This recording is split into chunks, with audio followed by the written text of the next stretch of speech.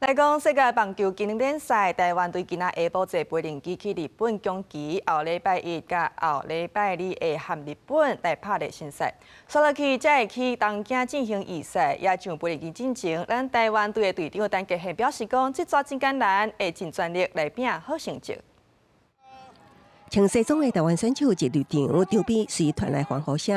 要去日本参加经典赛的选手，中昼在1点伫桃园机场第2航站大厅，买坐下昼2点10分的包机直飞攻击。刷来伫3月初2甲初3进行热身赛，初3暗去东京。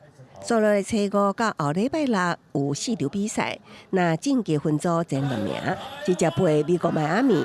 队长陈杰宪坦白讲，这是艰难的旅行。也毋过无希望后计月初10伫台湾见面。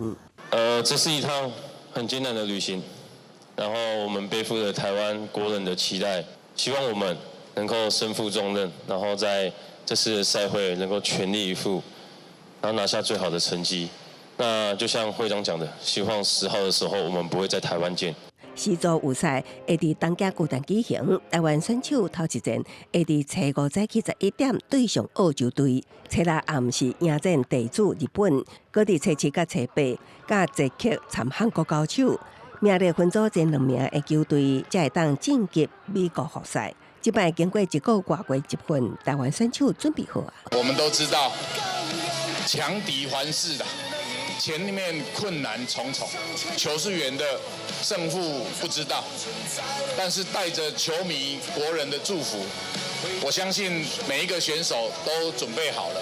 面对即摆2、6、甲27伫台北大巨蛋举行的热身赛，台湾队分别对上日冷银加火腿龙输球。总统赖清德27暗特别答问，温情话声，表示结果有一寡可惜，也毋过咱毋是只有赢球才爱赢。伊甲行政院长英泰、运动部长李永鼎人同齐，讲家己到大巨蛋探班，为台湾队加油。佮强调，相信台湾就对啊。记者综合报道。